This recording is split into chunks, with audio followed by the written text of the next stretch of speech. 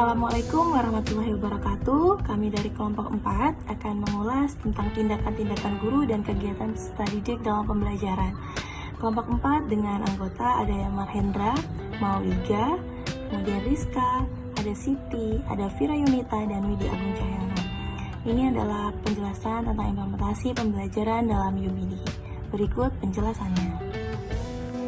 Pada ruang kolaborasi ini, kami akan membahas tindakan-tindakan guru dan kegiatan peserta didik dalam pembelajaran. Yang pertama adalah tindakan guru. Pada kegiatan 1, instruksi didaktik atau langsung, yaitu berupa demonstrasi atau pemodelan, ceramah dan tanya jawab, serta memberikan pertanyaan khusus. Lalu, pada kegiatan kedua, metode fasilitatif atau konstruktivis, yaitu berupa pencapaian konsep, pembelajaran kooperatif, diskusi, pertanyaan eksperimental, representasi grafis, pertanyaan terpandu, pembelajaran berbasis masalah, pertanyaan terbuka, pengajaran timbal balik, simulasi, misalnya uji coba tiruan, seminar Sokrates, serta proses penulisan. Selanjutnya, kegiatan ketiga yaitu pelatihan, yaitu berupa umpan balik dan pembinaan, serta praktek terpandu. Berikutnya pada kegiatan siswa, pada kegiatan pertama yaitu menerima dan menanggapi, mengamati, mencoba, berlatih, dan perbaiki, dengarkan, tonton, catat pertanyaan, lalu jawab dan berikan tanggapan.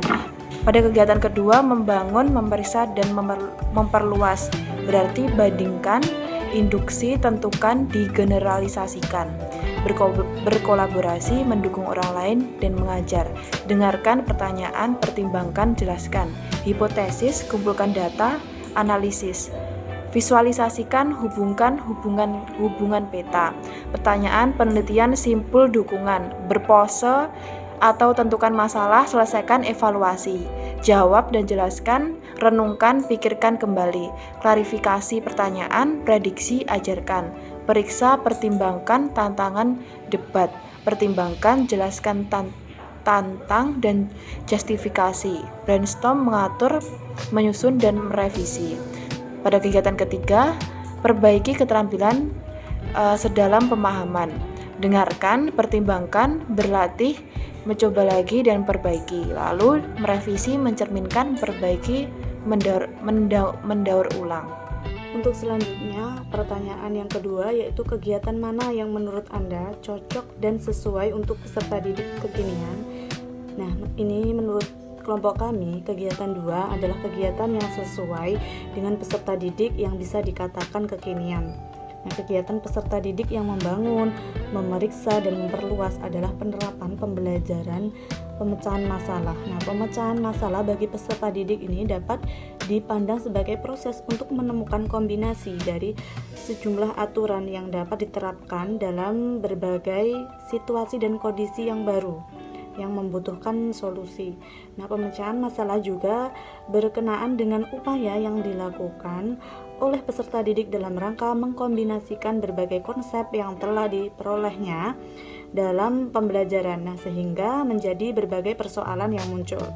Nah, mengapa kelompok kami memilih kegiatan 2 ini? Yaitu adalah peserta didik yang pertama yaitu dapat mengembangkan keterampilan 4C, yaitu creativity atau kreativitas, critical thinking atau berpikir kritis, communication atau komunikasi, dan collaboration atau kolaborasi. Yang kedua, dapat meningkatkan memori jangka panjang. Memori hasil belajar dengan teori behavioristik dapat berupa memori jangka pendek. Yang ketiga, tuntutan global. Teknologi dan arus globalisasi yang semakin cepat ini Kemudian kelebihan dari kegiatan peserta didik yang kami pilih yaitu kegiatan 2 antara lain adalah yang pertama, membantu siswa dalam memahami isi dari materi pembelajaran, di mana hal tersebut dapat membantu dengan pengalaman belajar melalui mengamati, bertanya, mengumpulkan informasi, mengasosiasi, dan mengkomunikasikan. Selanjutnya, mengasah kemampuan siswa untuk selalu bertanya dan mencari solusi atas pertanyaannya. lalu meningkatkan pemahaman siswa terhadap suatu konsep secara komprehensif dan mendorong siswa untuk menjadi pemikir yang aktif. Dari kegiatan di atas ada 2 pertanyaan yang akan kami jawab. Pertama, kegiatan mana yang sering Anda lakukan, kegiatan 1, 2, atau 3, dan mengapa kelompok Anda memilih kegiatan tersebut. Kegiatan sering kami lakukan adalah menggunakan kegiatan 1 yang diterapkan pada saat pembelajaran di kelas, tindakan guru, instruksi didikte atau langsung dengan metode demonstrasi atau pemodelan, ceramah, dan tanya jawab, kemudian memberikan pertanyaan khusus.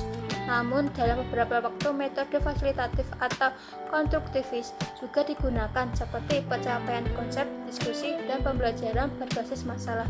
Sedangkan pada kegiatan yang dilakukan siswa menerima dan menanggapi materi pembelajaran yang diberikan oleh guru.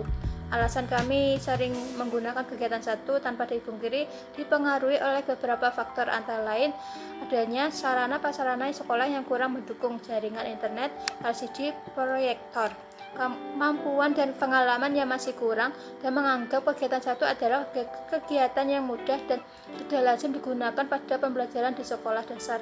Kemudian kami mulai menyadari bila kemampuan berpikir kritis, keaktifan, kreativitas, dan kemandirian saat diperlukan peserta didik sebagai salah satu skill abad ke-21.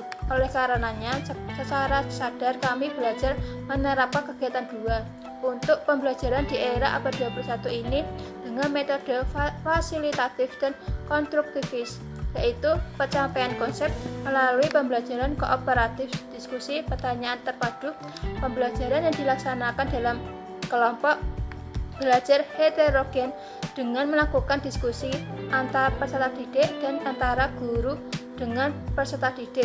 Diskusi dilakukan berdasarkan pertanyaan terpadu pada LKPD agar konsep dapat terkonstruksi. Mungkin itu tadi penjelasan dari kelompok kami, semoga bermanfaat. Sekian dari kami, terima kasih. Thank you, arigato, shukran, merci, grazie, kamsahamnida. Wassalamualaikum warahmatullahi wabarakatuh.